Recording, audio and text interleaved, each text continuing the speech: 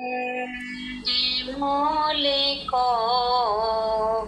मैं तो पाँव पली छोड़ो ना जाए सने मन दे मोले को मैं तो पाँव पली छोड़ो ना जाए आपे चले पले मोहे क्या करे आपे चले पले मोहे क्या करे मोहे आप दे दियो उड़ा सने मन दे मोले को मैं तो पाँव पर छोड़ो ना जाए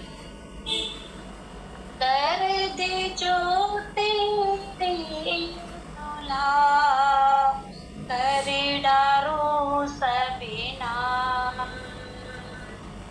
कर दे जो तेरे दुला कर डारो सबिना पर आस न छोड़े जीवी को करने तुम यार सनमन मोले को मैं तो पाँव पले छोड़ो ना जाए विरह न छोड़े जीवी को जी आस भी पीहू मिलन विरह न छोड़े जीवी को जी आस भी पीहू मिलन पिया सब ने अंगे करो तो मैं सुहागिन सनमन मोले को मैं तो पाँव पले छोड़ो ना जाए मैं तो अपना दे रही तुम्हें ही राखो जी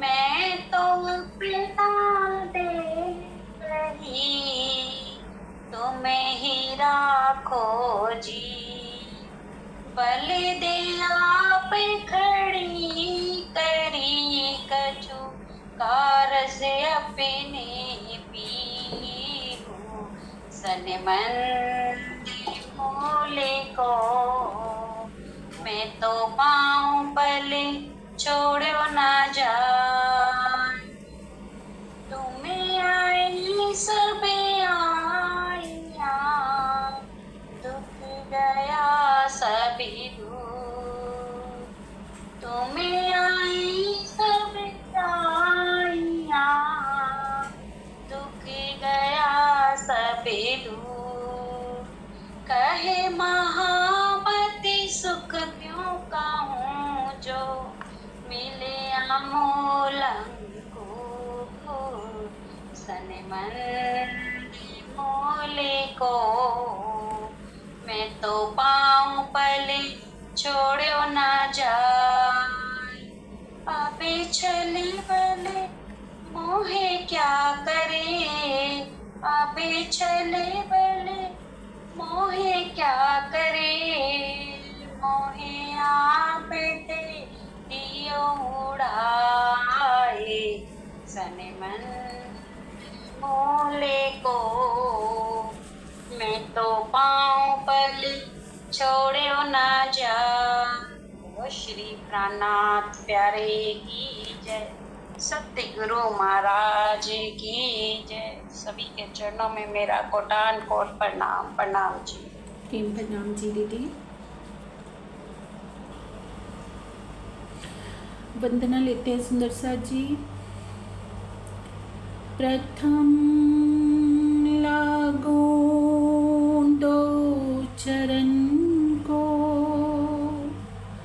धनिए न छुड़ायो छिना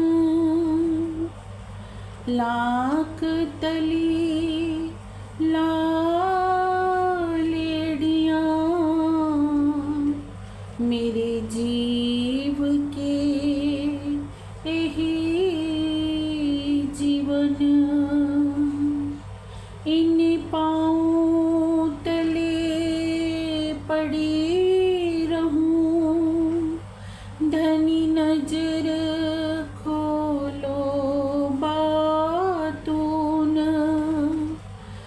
ललना वालों निर्गुण नेत्रे मेरे जीव के यही जीवन।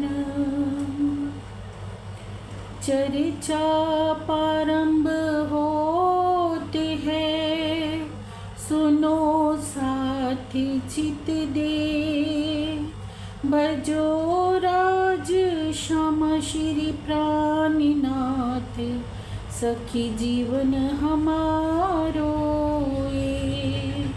श्री महामती कहे सुनो साथी जी, भैया चर्चा का बखत, अब तुम सुनियो चित दे, लाल आगे आए बैठे न तखत, लाल आगे आए बैठे न तखत।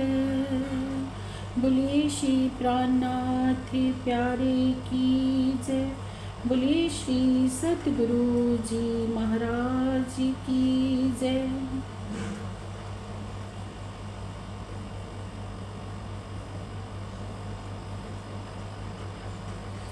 प्रेम प्रणाम जी सुंदर सर जी। श्री मोहम्मद कहे साथ जी, ए नलिए की बीतक, अब सूरत की कहो, जो आजा है हक, जो आजा है हक। श्री जी साहिब जी खुशकी चले। प्रेम प्रणाम जी सुंदर सर जी। प्रेरणादार सुंदर सर जी। प्रीतम अक्षरातीत श्री लाल दास जी के धाम हृदय में विराजमान होकर सूरत की बीतक का वर्णन करवा रहे हैं।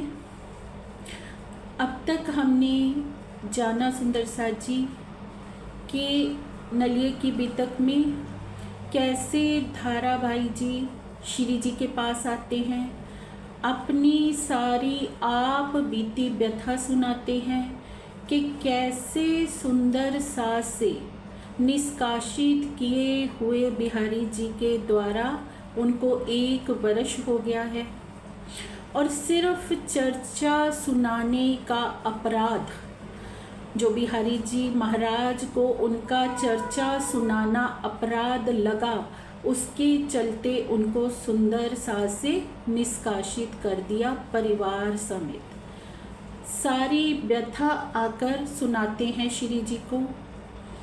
कैसे बिहारी जी महाराज खम्बालिए के राजा को उकसा देते हैं श्री जी के खिलाफ और कैसे उनकी हत्या करवाने का षड्यंत्र रच लेते हैं। ये सारा वृत्तांत हमने सुना कल की चर्चा में सुंदर साथ जी। अब श्री जी सूरत के लिए चलते हैं। अब कल हमने जाना था कि कैसे श्री जी जब नाव में बैठने लगते हैं, अंतर से धाम धनी की प्रेरणा हो रही है कि इस नाव पर ना बैठो, लेकिन सुंदर साथ भावुकता पूर्वक कह रहे हैं कि श्री जी हम आपको साथ ही लेकर चलेंगे। तो कैसे श्री जी को छींक आ जाती है सुंदर साथ जी और असावधानी के कारण श्री जी नाव पर नहीं सवार हो पाते हैं और दूसरे मार्ग से चलते हैं जिसको कहा है खुशकी। श्री जी साहिब जी खुशकी चले, खुशकी अर्थात स्थल मार्ग। अब श्री जी चलते हैं स्थल मार्ग से कच्छ के रण में आते हैं, वहाँ से घोगा पहुँचते हैं, घोगा से सुहाली पहुँचते हैं और सुहाली से सब सुंदर साथ सहित सूरत पहुँचते हैं।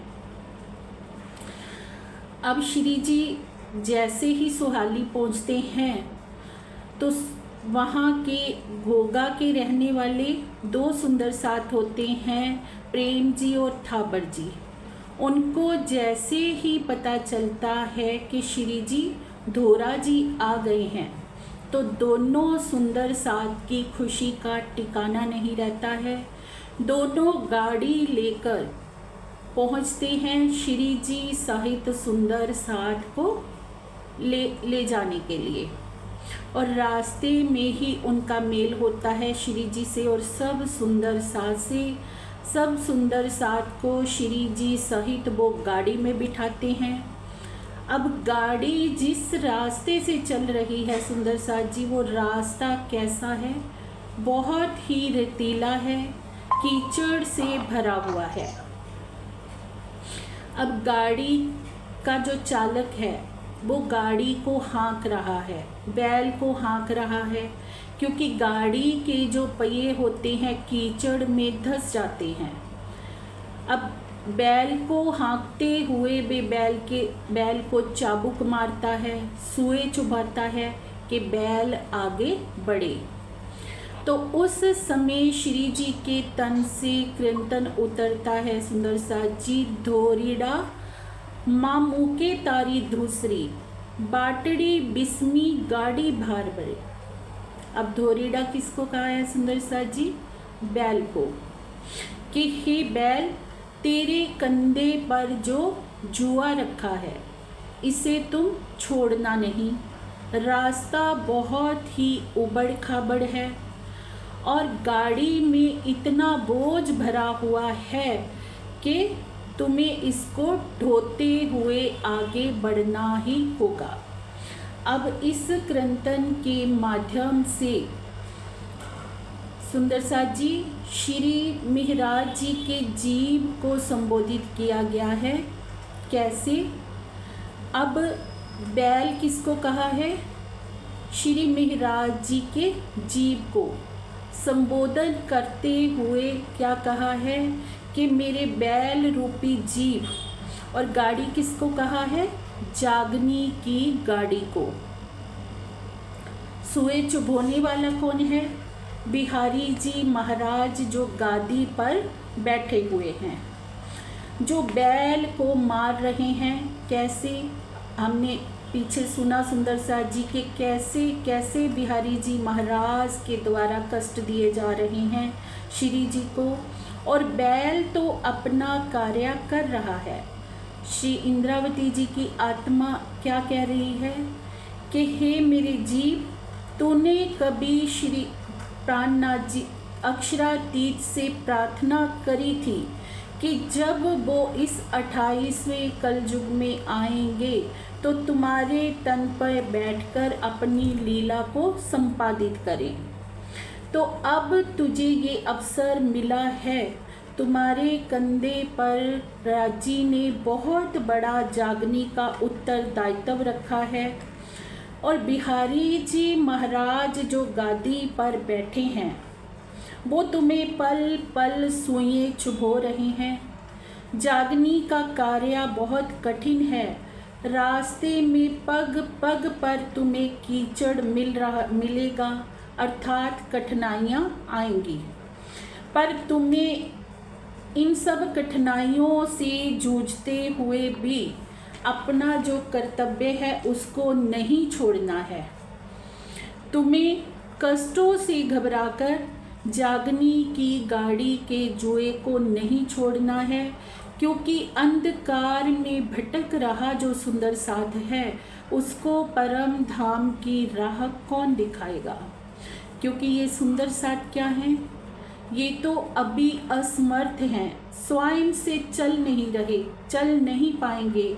इनके हृदय में माया के अंधकार को दूर करने का, ज्ञान का प्रकाश करने का जो उत्तरदायित्व धनी ने तुम्हें सौंपा है, इन सब की आत्मा को जगाने का जो उत्तरदायित्व तुम्हें सौंपा है वो तुम्हें निभाना ही होगा।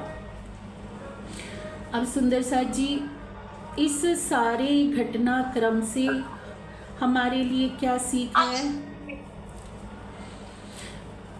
अब इस छठे दिन की लीला में हम सब सुंदर साथ के ऊपर एक उत्तरदायित्व है।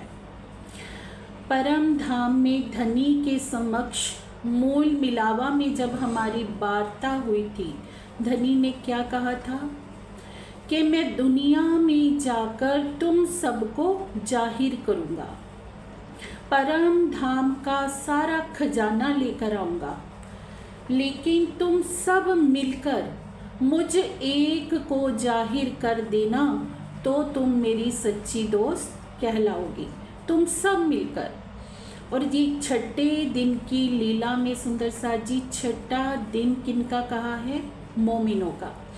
तो हम सब सुंदर साथ के ऊपर एक उत्तरदायित्व है कि हमें तन से, मन से, धन से, जिससे भी हम समक्ष हैं सुंदर साथ जी, हमें जागने की सेवा में अपना योगदान अवश्य देना है। क्योंकि सेवा करना किसी के ऊपर एहसान करना नहीं है। सेवा कौन करेगा? जो पहचान करेगा कि इस तन में मेरे प्रीतम अक्षरातीत विराजमान है। श्री जी साहिब जी के तन में बैठे हुए प्राण प्रीतम की जिस सुंदर साथ ने पहचान करी, उन्होंने अपना तन, मन, धन सब कुछ श्री जी के चरणों में निशावर कर दिया। घर द्वार छोड़कर अपनी आत्मा का संबंध श्री जी से जोड़ा सुंदर साथ जी। पर छठे दिन की लीला में धनी हमसे क्या चाहते हैं कि हम जैसे भी समक्ष हैं, जिस भी तरह से हम सेवा कर सकते हैं सुंदर साथ जी, हमें सेवा में अपना योगदान देना चाहिए। क्योंकि सेवा करने से क्या मिलेगा? हमें हमारी आत्मा को सुख मिलेगा। सेवा अगर हम कर रहे हैं तो हमारी हर एक सेवा को धनी देख रहे हैं सुंदर साथ जी, और उससे लाभ हमें ही होने वाला है, उससे हमें हमारी आत्मा का सुख प्राप्त होने वाला है। तो भले ही जागनी के पथ पर चलते हुए, सेवा के पथ पर चलते हुए हम सब की राहों में कष्ट अवश्य आएंगे सुंदर साथ जी, पर इस प्रकरण से हमारे लिए धनी की तरफ से सीख है कि हमें किसी भी कष्टों से घबराना नहीं है और अपने प्रेम के पथ पर प्रतिदिन प्रतिपल दृढ़तापूर्वक चलते रहना है। अब सुंदर साथ जी श्री जी सूरत पहुंचते हैं। वहाँ घोघा में पदम सी सुंदर साथ होते हैं, वे श्री जी से आकर मिलते हैं और 8-10 दिन तक वे श्री जी की सेवा करते हैं। अब श्री जी वहाँ के सूरत में जो मोहनदास अमीन होते हैं, उनके वहाँ जाकर ठहरते हैं। अब वहाँ पर चर्चा प्रारंभ हो जाती है ब्रज की और रास की। जो मोहनदास अमीन होते हैं सुंदर साथ जी, वो बल्लवाचार्य मत के अनुयायी होते हैं। अब जब उनके यहाँ ब्रज की और रास की चर्चा शुरू हो जाती है और वहाँ पर जब श्री जी वर्णन करते हैं श्री कृष्ण जी का कि कैसे कृष्ण जी दो हैं और दोनों ही स्वरूप जोग माया के ब्रह्मांड में अखंड हैं, तो जो वहाँ के वैष्णव होते हैं उनको ये बात बुरी लग जाती है, क्योंकि श्री जी बताते हैं कि जहाँ जो जोग माया का ब्रह्मांड है वहाँ पर ब्रह्मा विष्णु महेश की भी गति नहीं है। तो सभी वैष्णव लोग क्या सोचते हैं कि हम तो विष्णु भगवान श्री कृष्ण जी को ही सब मानते हैं, पर ये तो बताते हैं कि कृष्ण जी दो हैं और दोनों ही इस ब्रह्मांड से परे हैं। तो सुंदर साथ जी उनको इस बात का बहुत बुरा लगता है, तो वह विरोध में श्री जी के में खड़े हो जाते हैं श्री जी बहुत प्रेम पूर्वक उनको समझाने का प्रयास भी करते हैं, लेकिन विरोध थमने का नाम नहीं लेता। अब यहाँ तक कि एक वैष्णव ने तो श्री जी को पाखंडी तक कह दिया। अब देखते हैं श्री जी कि जो विरोध है, कटुता है, वो तो दिन प्रतिदिन बढ़ती ही जा रही है। तो वहाँ से श्री जी बगल में ही शिवजी भाई जी का मकान होता है, उनके घर आकर ठहर जाते हैं और 17 महीने तक वहाँ ठहरते हैं सुंदर सा जी। कलश गुजराती की जो 2 चौपाइयाँ हफ्शा में उतरी होती हैं, अब जहाँ पर कलश गुजराती संपूर्ण हो जाती है। अब 17 महीने में जो कुछ यहाँ पर हुआ सुंदर सा जी, वो बहुत ही रोमांचिक है, जिसका आगे वर्णन होने जा रहा है। जब श्री जी शिवजी भाई जी के यहाँ ठहरते हैं तो वाणी चर्चा का प्रभाव चल पड़ता है सुंदर सा जी। शिवजी भाई और राम जी भाई दोनों सगे भाई हैं। जो शिवजी भाई हैं वो बहुत ही धनवान हैं और राम जी भाई बहुत ही गरीब हैं। अब दोनों ने सतगुरु धनी श्री देवचंद्र जी से तारतम्य लिया होता है। हमने पहले भी ये जाना था सुंदर सा जी कि सतगुरु धनी श्री देवचंद्र जी के चरणों में 313 आत्माओं ने तारतम्य लिया था। सभी के अंदर परम धाम की आत्मा थी, लेकिन परम धाम की ब्रह्मवाणी के अवतरित ना होने के कारण से जैसे ही सतगुरु महाराज अपनी लीला को विराम देते हैं तो सब आत्माएं फिर से माया की गहन निद्रा में सो जाती हैं। तो सुंदर साथ जी क्या होता है, अब श्री जी शिवजी भाई जी को भेजते हैं और राम जी भाई जी को कि आप नवतनपुरी चले जाइए और गादीपति बिहारी जी महाराज का दर्शन कराइए। अब दोनों के हाथ एक एक पत्र लिखकर श्री जी भिजवा देते हैं। शिवजी भाई जाते हैं, वो तो धनवान थे, घोड़े से जाते हैं और पहुंच जाते हैं बिहारी जी महाराज के चरणों में और उनके चरणों में जाकर श्री जी के द्वारा लिखित पत्र देते हैं और साथ में 5 मोहरें बिहारी जी महाराज के चरणों में रखते हैं। अब परिणाम क्या होता है सुंदर सा जी कि बिहारी जी महाराज बहुत प्रसन्न होते हैं और कहते हैं कि तुम्हारी आत्मा परम धाम की निर्मल आत्मा है, मैंने देखा है और अब तुम जागृत हो गए हो। तो सुंदर साथ जी, आत्म जागृति क्या है? क्या किसी स्थान पर जाकर अगर हम अपना शीश झुका देते हैं, क्या वो हमारी आत्म जागृति है? ये घटनाक्रम हमें क्या सीख दे रहा है सुंदर साथ जी कि जब तक हमने युगल स्वरूप की शोभा को, श्रृंगार को अपने धाम हृदय में नहीं बसाया, जब तक हमने युगल स्वरूप के नक्शे शिक तक दीदार को, श्रृंगार को नहीं देखा, तब हम कैसे दावा कर सकते हैं कि हमारी आत्मा जागृत हो गई है? क्या तारतम्य मंत्र लेने से ही हमारी आत्मा जागृत हो जाती है? आत्म जागृति के लिए तो सोपान सीढ़ी है सुंदर सा जी, विरहा, प्रेम, समर्पण। जब तक वो हमारे हृदय में नहीं आएगा, जब तक नक्शे शिख तक युगल स्वरूप की शोभा श्रृंगार हमारे धाम हृदय में नहीं बस जाते, तब तक हम आत्म जागृति का दावा नहीं कर सकते। तो अब क्या होता है सुंदर साथ जी? राम जी भाई भी जाते हैं बिहारी जी महाराज के चरणों में।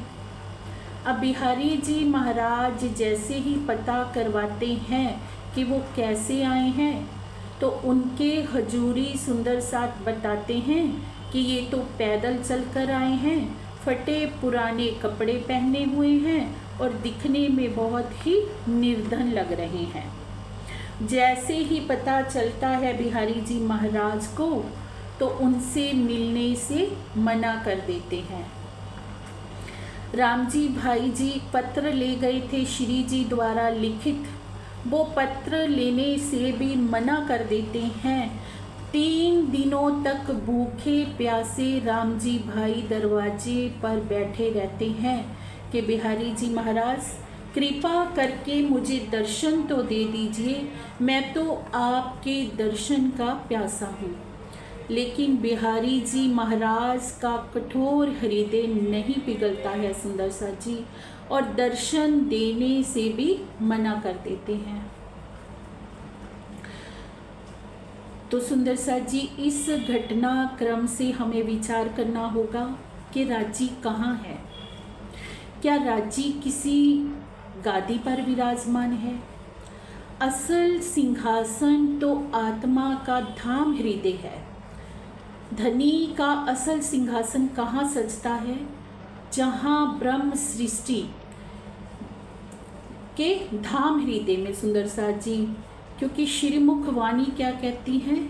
हक नजीक सहरग से आड़ो पटना द्वार, खोली आंखें समझ की देखती ना देखे भरतार।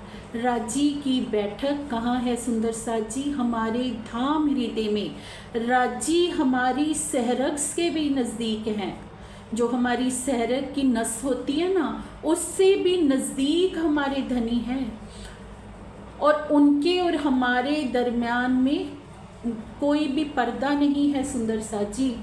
खोली आंखें समझ की देखती ना देखी वर्तार। धनी कहते मैंने श्रीमुख वाणी से तुम्हें सब कुछ बता दिया, हर तरह से तुम्हें समझा दिया, फिर भी तू देखते हुए भी मुझे नहीं देख रही है, दे सब कुछ जानते हुए भी मुझे अनदेखा कर रही है। तो गलती किसकी है सुंदर सा जी? अगर हम परम धाम में राजी को ना खोज कर, अपने धाम हृदय में राजी को ना खोज कर, श्री मामती जी के धाम हृदय में राजी को ना खोज कर सुंदर सा जी और कहीं भी राजी को खोजते हैं, तो हम बहुत बड़ा अपराध करते हैं। श्रीमुख वाणी में साफ निर्देश धनी ने कर दिया है कि धनी की बैठक कहाँ है। ऊपर तले अर्श न कहया, अर्श कहया मोमिन कलूब। ब्रह्म आत्माओं का हृदय ही मेरा धाम है, धनी कहते हैं। और क्या कह दिया? श्री इंद्रावती के मैं अंगे संगे, इंद्रावती मेरा अंग, जो अंग सौंपे इंद्रावती को ताए प्रेम में रमाड़ू रंग। श्री इंद्रावती जी के मैं अंग संग हूँ, जो कोई उनके चरणों में अपना सर्वस्व समर्पण करेगा, उसको मैं प्रेम के रंग में रमाड़ दूंगा। सुंदर सा जी, धनी का साफ निर्देश है। तो हमें इस घटना से क्या सीख लेनी है सुंदर सा जी? कि हमें श्रीमुख वाणी के वचनों को प्रमुख रखना है। हमें श्रीमुख वाणी के एक एक वचन की गहराई में उतरते हुए उन वचनों को मानना है सुंदर सा जी, क्योंकि ये धनी के हृदय के वचन है। धनी ले आए धाम से वचन, जिनसे न्यारे न होवे चरण। श्रीमुख वाणी के वचनों से धनी के चरण कमल कभी भी जुदा नहीं है सुंदर साथ जी। अगर हम वाणी को आत्मसात ना करके, वाणी के वचनों को ना मानकर किसी व्यक्ति विशेष के वचनों को मानते हैं सुंदर साथ जी, तो हमारा अंधकार में डूबना निश्चित है।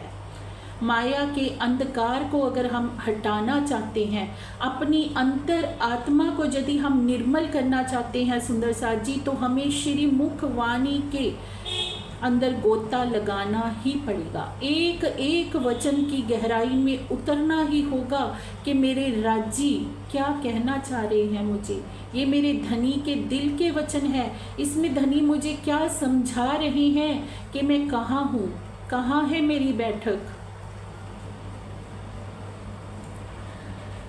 सुंदर साथ जी, अगर हमारे हृदय में धनी के लिए प्रेम है, समर्पण है, श्रद्धा है, सेवा है, भक्ति है, तो धनी हमसे दूर नहीं है।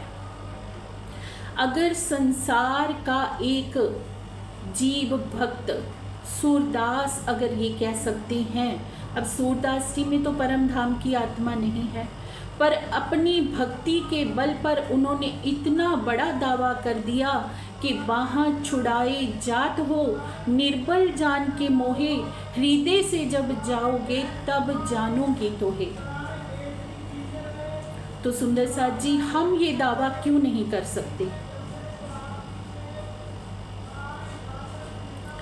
सूरदास जी एक बार कहीं जाते हैं, किसी ने उनको इनवाइट किया होता है, अब वहाँ से वो निकल पड़ते हैं जब अपने घर के लिए, तो उनको दिखाई देता नहीं था, लाठी के सहारे चल रहे होते हैं, चलते चलते कुएं के पास पहुंच जाते हैं। जैसे ही कुएं से थोड़ी सी दूरी उनकी रहती है तो श्री कृष्ण जी आकर उनकी लाठी पकड़ लेते हैं, उनका हाथ थाम लेते हैं। अब जैसे ही लाठी पकड़ते हैं श्री कृष्ण जी, तो सूरदास समझ जाते हैं कि निश्चित ही ये मेरे प्रभु आए हैं, और वह जैसे ही लाठी से बढ़ाते हुए अपना हाथ श्री कृष्ण जी के हाथ की तरफ बढ़ाते हैं, तो श्री कृष्ण जी अंतर ध्यान हो जाते हैं। तो सूरदास जी क्या कहते हैं प्रेम की भावुकता में कि बाहाँ छुड़ाए जाट हो निर्बल जान के मोहे, हृदय से जब जाओगे तब जानोगी तुम्हें। तो सुंदर साथ जी, हम तो परम धाम की ब्रह्म आत्मा अपने आप को कहते हैं, तो हमें सोचना होगा कि धनी की बैठक कहाँ है। क्या हम ये दावा नहीं कर सकते कि हमारे धाम धनी हमारे धाम दिल में ही विराजमान है? अगर हमारे हृदय में उनके लिए अटूट प्रेम है, समर्पण है, श्रद्धा है, तो सुंदर साथ जी धनी कभी भी हमसे जुदा नहीं है। अब श्री जी को जब ये बात पता चलती है, राम जी भाई आकर अपनी आप बीती श्री जी को बताते हैं कि जिनके दर्शन करने के लिए आपने मुझे भेजा था, उन्होंने तो मुझे दर्शन देने से ही इनकार कर दिया, और आपके द्वारा भेजा हुआ पत्र भी उन्होंने लेने से इनकार कर दिया। और अगर आप कहते हैं कि उनके अंदर धाम धनी है, श्री राजी हैं, तो मुझे ऐसे राजी की आवश्यकता नहीं है। तो सुंदर साथ जी, श्री जी को जब ये बात पता चलती है तो बहुत दुखी होते हैं। श्री जी सोचते हैं कि निश्चित ही बिहारी जी महाराज के ऊपर राजी की कोई कृपा नहीं है। अगर राजी की थोड़ी कृपा भी इनके ऊपर होती तो ये इतने निष्ठुर ना होते, इनका दिल इतना कठोर ना होता। अब देखिए कि कोई सुंदर साथ इतनी दूर से सूरत से चलकर पैदल जा रहा है नपतनपुरी के लिए, और वो मिलने तक से मना कर देते हैं। इतनी कठोरता कैसे किसी में हो सकती है? तो क्या होता है सुंदर साथ जी, वहाँ पर श्री जी साहेब जी घोषणा कर देते हैं। क्या कहते हैं? तब श्री जी साहिब जी सो कहया, जो कोई लूला पांगला साथ, इंद्रावती न छोड़े हाथ।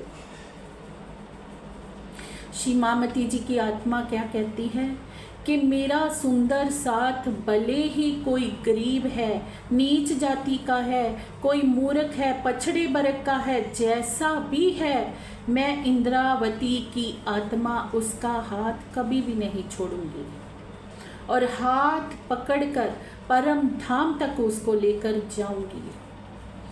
ऐसे हैं हमारे प्राण प्रीतम अक्षरातीत सुंदर साथ जी। तो अब क्या होता है, श्री जी साहिब जी की चर्चा का प्रभाव पूरे शहर में फैलने लगता है।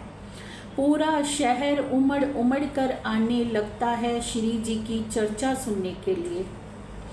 अब इसी समय अब्बासी बंदर से गोवर्धन भाई जी भी आ जाते हैं श्री जी की सेवा में, और वे सब सुंदर साथ की सेवा का भार अपने ऊपर ले लेते हैं। क्या कहते हैं कि जो भी सुंदर साथ की सेवा में धन खर्च होगा वे मैं करूँगा। तो चर्चा का प्रभाव बढ़ने लगता है सुंदर साथ जी। भीड़ इतनी बढ़ती जा रही है कि थमने का नाम नहीं ले रही। अब उस समय श्याम जी भाई और भीम भाई जी, जो वेदांत के प्रसिद्ध विद्वान होते हैं, श्री जी के चरणों में आते हैं। अब उनके गुरु हैं शंभुनाथ जी। तो दोनों चर्चा सुनते हैं और देखते हैं कि श्री जी साहिब जी तो हर विषय पर चर्चा कर रहे हैं। गीता पर भी चर्चा हो रही है, वेदांत पर भी चर्चा हो रही है, भागवत पर भी चर्चा हो रही है, और अन्य धर्म ग्रंथों से भी चर्चा हो रही है। तो सोचते हैं कि हमने तो अपना पूरा जीवन केवल वेदांत पक्ष को ही पढ़ा है। अब श्री जी की चर्चा को जैसे जैसे वो सुनते हैं सुंदर साथ जी, उनको बहुत अच्छी लगती है। श्री जी के प्रेम भरे व्यवहार से श्याम जी भाई और भीम भाई बहुत ही प्रभावित होते हैं। दोनों सोचते हैं कि हम तो आज दिन तक यही मानते थे कि जो परमात्मा है वो कण कण में है और सब व्यापक है। तब श्री जी उनको समझाते हैं सुंदर साथ जी कि अगर परमात्मा कण कण में व्यापक है, अगर परमात्मा सब जगह है, तो आप ज्ञान क्यों सुनते हो? फिर तो हमें ज्ञान की आवश्यकता ही नहीं होनी चाहिए अगर परमात्मा सब जगह है। तो अगर परमात्मा सब जगह है सुंदर साथ जी, तो हमारे अंदर काम, क्रोध, मद, लोभ, अहंकार क्यों है? श्री जी उनको बहुत ही प्यार से सब बातें समझाते हैं कि अगर परमात्मा सब जगह है तो फिर दुख क्यों है, घृणा क्यों है? क्योंकि पर ब्रह्म तो प्रेम का स्वरूप है। जहाँ पर ब्रह्म है वहाँ तो प्रेम ही प्रेम होना चाहिए। फिर यहाँ इस संसार में नफरत क्यों है, घृणा क्यों है, दुख क्यों है, दरिद्रता क्यों है? तो ये बातें सुनकर वो मंत्र मुग्ध हो जाते हैं, क्योंकि ऐसी अलौकिक चर्चा तो उन्होंने आज दिन तक कभी सुनी ही नहीं थी। अब भीम भाई जी इतने मुग्ध होकर श्री जी की चर्चा सुनने लगते हैं सुंदर साथ जी कि उनकी अंतर आत्मा परम धाम में विहार करने लगती है।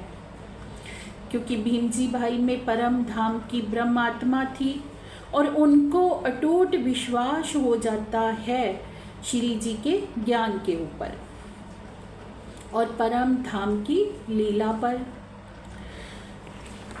अब क्या होता है सुंदर साथ जी, जब भीम जी भाई को और श्याम जी भाई को अलौकिक चर्चा का रस मिलता है तो वे उनके चरणों में आ जाते हैं।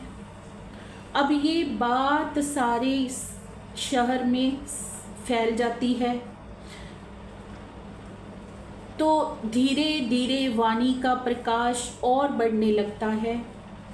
तो क्या होता है, एक गोविंद जी व्यास जी होते हैं जो बल्लवाचार्य मत के अनुयायी होते हैं। अब उन्होंने कहीं से भागवत के 40 प्रश्नों को सुन रखा था जिनके अर्थ उनको स्पष्ट नहीं हो रहे थे। तो अपने एक सुंदर साथ से वो मिलते हैं, वल्लभ भाई दलाल जी से।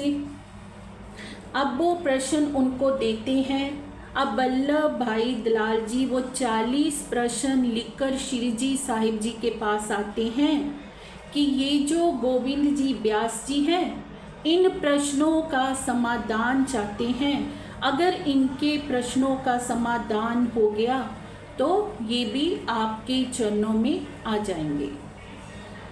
अब श्री जी साहिब जी उनको कहते हैं कि एक एक करके प्रश्न पूछिए, और वे प्रश्न पूछते जाते हैं। श्री जी साहिब जी उत्तर देते जाते हैं, और इस प्रकार से सभी प्रश्नों का उनके समाधान होता है, और वे पूरी तरह से धनी के चरणों में समर्पित हो जाते हैं। अब जब वेदांत के आचार्य भी श्री जी के चरणों में आ गए, बल्लवाचार्य मत के व्यास कहलाने वाले गोविंद व्यास जी भी श्री जी के चरणों में आ जाते हैं, तो सब और शोर मच जाता है सुंदर साथ जी कि कोई ऐसे अलौकिक महापुरुष आए हैं कि जो इतना बढ़िया पार का ज्ञान सुनाते हैं कि उनके ज्ञान से प्रभावित होकर सारा शहर उनके चरणों में उमड़ रहा है। तो धीरे धीरे ये बात बिहारी जी महाराज तक पहुंच जाती है। अब बिहारी जी महाराज क्या सोचते हैं कि श्री मेहराज जी को रोका तो नहीं जा सकता, तो क्यों ना मैं कुछ अपने नियम बना दूं, और ये नियम 3 नियम बनाकर पत्र लिखकर श्री मेहराज जी के पास भिजवाते हैं, श्री जी के पास भिजवाते हैं। क्या लिखते हैं सुंदर साथ जी कि जो हमारा पंथ है बहुत ही उज्जवल है, और मैं चाहता हूँ कि ये उज्जवल ही बना रहे, इसके लिए मैंने 3 नियम बनाए हैं। अब पहला नियम क्या बनाया है कि जो कोई नीची जाति का व्यक्ति है उसे तारतम नहीं सुनाना है। अब दूसरा नियम क्या बनाते हैं कि जो कोई विधवा स्त्री है उसको तारतम नहीं देना है।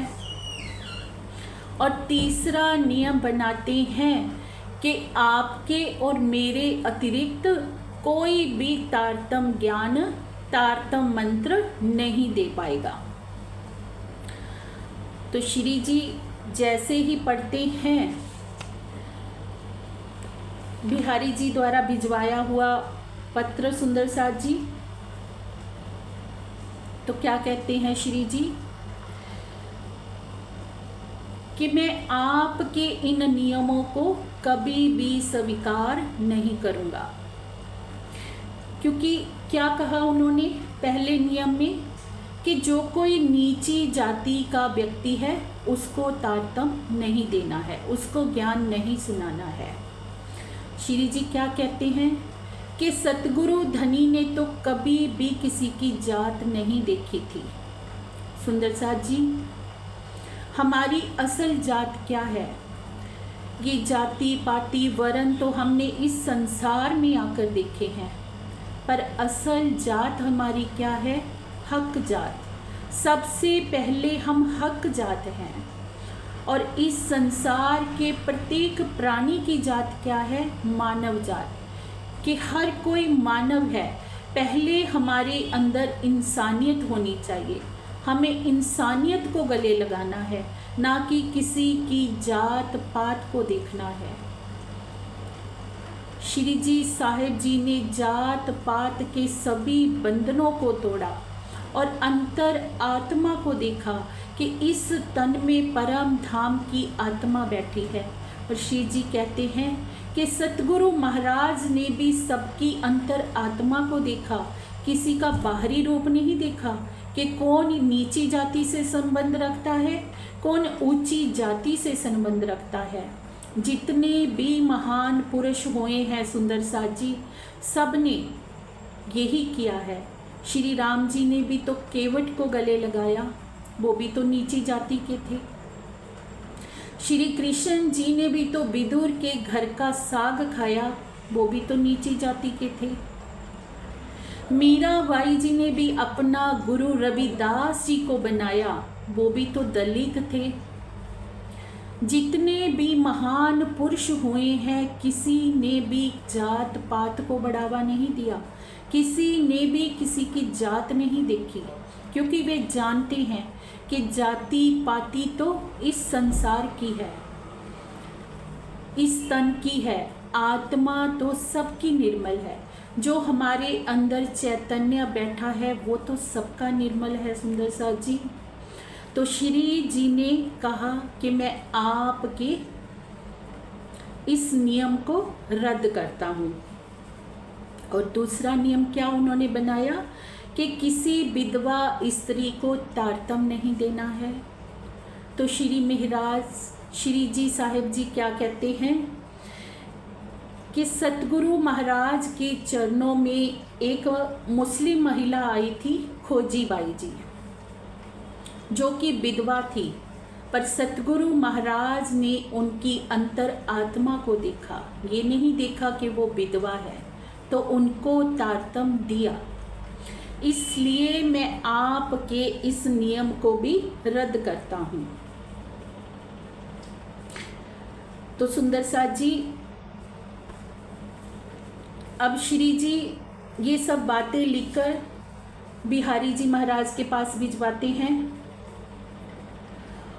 और बिहारी जी महाराज जैसे ही तीसरा जो प्रश्न वो नियम लिखकर भेजते हैं सुंदर साथ जी कि तेरे और मेरे अतिरिक्त कोई भी तारतम नहीं दे सकता। तो इस पर श्री जी क्या कहते हैं कि बिहारी जी महाराज, आपका तन और मेरा तन कितना समा रहने वाला है, एक ना एक दिन तो आपका तन भी छूट जाएगा और एक ना एक दिन मेरे तन को भी छूटना है। तो इस तरह से वाणी का फैलाव कैसे होगा, आगे जागनी का प्रकाश कैसे बढ़ेगा।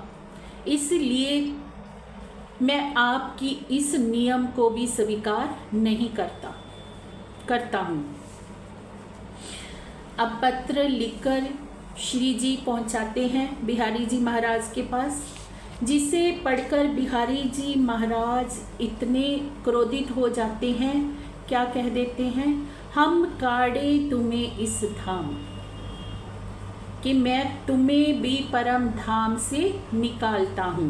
मैंने देखा है कि तुम्हारी भी आत्मा परम धाम में नहीं है, इसीलिए मैं तुम्हें भी परम धाम से निकालता हूँ। अब सुंदर साथ जी ये बात जब श्री जी पढ़ते हैं तो बहुत दुखी होते हैं कि कम से कम बिहारी जी महाराज को ऐसा तो नहीं करना चाहिए था कि मुझे ही सुंदर साथ से निकाल दिया। अब श्री जी कुछ चिंतित अवस्था में बैठे हैं सुंदर साथ जी। अब भीम भाई जी आते हैं श्री जी के पास, जो वेदांत के आचार्य थे, और देखते हैं कि श्री जी कुछ व्यथित हैं। जैसे ही उनको ये बात पता चलती है, सब सुंदर साथ को इकट्ठा करते हैं कि सुंदर साथ जी, हमें तो ना कुछ बिहारी जी की गादी से लेना है और ना ही कुछ हमें मिहिराज जी से लेना है, हमें तो उस अक्षरातीत प्राण प्रीतम से मतलब है, जिन्होंने हमें इस माया के भव सागर से निकाला, हमारी आत्मा को जागृत किया, हमें ज्ञान का प्रकाश दिया, जिनकी शरण में आने से हमें आत्मिक सुख प्राप्त हुआ। हमें तो उस सत्य का अनुसरण करना है कि अब आप सब अपनी राय बताइए। तो सब सुंदर साथ भीम भाई जी से सहमत होकर एक ही स्वर में बोलते हैं कि हमें श्री जी के संग ही चलना है, क्योंकि निश्चित ही हमारे धाम के धनी श्री जी के अंदर विराजमान हैं, क्योंकि इनके तन से ही परम धाम की सारी वाणी उतरती है, इनके द्वारा ही हमारी आत्मा को जागृत किया जा रहा है।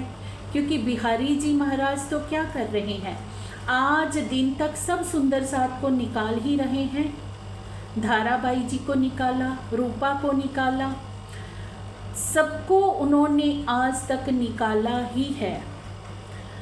तो क्या कहते हैं, सब सुंदर साथ एक स्वर में बोलते हैं कि श्री जी हमारा तन मन धन सब आपके चरणों पर समर्पित हैं। और सब ने श्री वाईजी राज जी को और श्री जी को सिंहासन पर बैठाकर उनकी आरती उतारी और उनको धाम का धनी घोषित किया और ये प्रण किया कि आज के बाद हम श्री जी की शरण में ही रहेंगे, हमें नवतनपुरी जाने की कोई आवश्यकता नहीं है। अब सुंदर साथ जी 500 सुंदर साथ की जमात इकट्ठी हो जाती है सूरत में। अब समय बीतता जाता है, संख्या बढ़ती जाती है, पर इसी दरमियान एक घटना और होती है। अब समय होता है सुंदर साथ जी 1727 का। श्री लाल दास जी जिनके अंदर आस बाई की आत्मा है, सेठ लक्ष्मण दास बने हुए हैं और माया में फंसे हुए हैं। अब उनको धनी ने माया से बाहर निकालना है, उनकी आत्मा को जागृत करना है। तो धनी के द्वारा क्या लीला की जाती है सुंदर साथ जी कि जो सेठ लक्ष्मण दास जी जिनके इतने जहाज चलते थे, जहाज़ों के द्वारा जिनका व्यापार होता था, तो सारे जहाज समंदर में तूफान आता है, डूब जाते हैं। अरबोपति होते हैं श्री लालदास जी, गोदाम में आग लग जाती है तो कंगाल हो जाते हैं, एक पैसा भी हाथ में नहीं रहता है। क्या कहा है श्री बीतक सामने सुंदर साथ जी, लालदास संग चले लेकर खाली हाथ। अब जब कभी ऐसा होता है सुंदर साथ जी कि कोई ऐसी घटना हो जाए, माया से हमें प्रताड़ना मिले और माया से हम खाली हाथ हो जाते हैं, तो मन में एक ही धारणा बचती है, एक ही ठिकाना बचता है कि अब क्या किया जाए, धाम धनी की शरण में जाया जाए। तो जो लेने देने वाले होते हैं उन सबको पता होता है कि इनका मेन स्थान है नवतनपुरी। और अब ये अगर लालदास जी, सेठ लक्ष्मण दास जी नवतनपुरी चले गए तो ये वापिस लौट कर नहीं आएंगे, वैराग्य धारण कर लेंगे। और उनको रोकने के लिए वो अपने पहरेदार बिठा देते हैं रास्ते में कि कैसे भी करके लालदास जी को नवतनपुरी ना जाने दिया जाए। वो उनको रोकते हुए कहते हैं कि आप कहीं भी चले जाइए, सूरत चले जाइए, कहीं और चले जाइए, पर हम आपको नवतनपुरी नहीं जाने देंगे, क्योंकि धनी की तरफ से लीला रची जा रही है। सुंदर साथ जी, सेठ लक्ष्मण दास जी को सूरत भेजा जा रहा है श्री जी के सानिध्य में। अब सेठ लक्ष्मण दास जी दीप अंदर से होते हुए सूरत आते हैं, श्री जी के चरणों में आकर देखते हैं कि सब सुंदर साथ वाणी चर्चा में लगे हुए हैं, भोजन का समय हो गया है। श्री लाल दास जी भी बैठ जाते हैं श्री जी के चरणों में, पर उन्होंने एक प्रण लिया होता है कि जब तक नवतनपुरी जाकर बिहारी जी महाराज का दर्शन नहीं कर लेंगे तब तक अन्न जल ग्रहण नहीं करेंगे। अब श्री जी साहिब जी देखते हैं कि सब सुंदर साथ भोजन कर रहे हैं, पर लाल दास जी भोजन नहीं कर रहे हैं। तो श्री जी पूछते हैं कि लालदास जी, सेठ लक्ष्मण दास, आप भोजन करने क्यों नहीं गए? तो बताते हैं सेठ लक्ष्मण दास जी कि श्री जी, मैंने ऐसे प्रण लिया है कि जब तक बिहारी जी महाराज का दर्शन नहीं कर लूँगा तब तक अंजल ग्रहण नहीं करूँगा। अब पहली बार ये समय आता है सुंदर साथ जी 1730 का। जब श्री जी पहली बार लालदास जी को ये बात कहते हैं कि तुम धाम धनी के चरणों में पहुंच चुके हो, जाओ और भोजन कर लो, अब तुम्हें नवतनपुरी जाने की आवश्यकता नहीं है। अब सुंदर साथ जी, हमने देखा कि 1715 से लेकर जब साक्षात धाम धनी श्री जी के धाम हृदय में विराजमान होते हैं, 1715 का समा होता है, लेकिन आज दिन तक कभी भी श्री जी के मुख से ये नहीं निकला था कि किसी भी सुंदर साथ के लिए कि आप धाम धनी के चरणों में आ गए हैं। कभी भी उन्होंने अपने को जाहिर नहीं किया था। राजी ने तो साफ निर्देश कर दिया था कि सारों के सुख कारणे तू जाहिर भई महामत के इंद्रावती, मैं तुम्हें सब ब्रह्म आत्माओं की जागनी का उत्तरदायित्व सौंपता हूँ।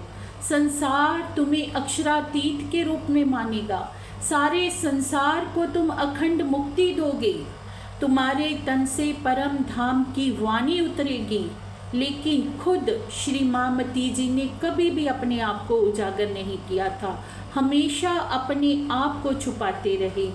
ये यहाँ तक कि रास प्रकाश ऋतु कलश की वाणी में राजी ने साफ निर्देश कर दिया कि मैं कहाँ हूँ, किनके धाम हृदय में हूँ, लेकिन अपने मुख से श्री जी ने कभी भी ये बात नहीं कही थी। सुंदर साथ जी, पहली बार ये समय था जब श्री जी ने कहा कि आप धाम धनी के चरणों में पहुंच गए हैं।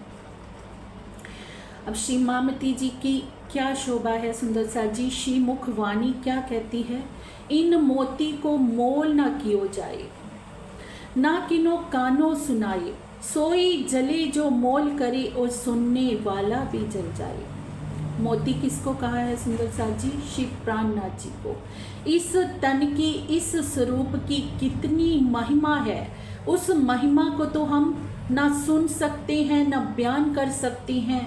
कितना अनमोल धन हमें मिला है सुंदर साथ जी, वो हमें सिर्फ विचार करना है कि किनके सानिध्य में जाने से हमें आत्म का सही पथ, सही मार्गदर्शन मिल सकता है। सुंदर साथ जी, क्या है हमारे पिया प्राणनाथ, क्या है श्री जी साहेब जी की महिमा सुंदर साथ जी, और इनकी महिमा को हमें सारे संसार में फैलाना है।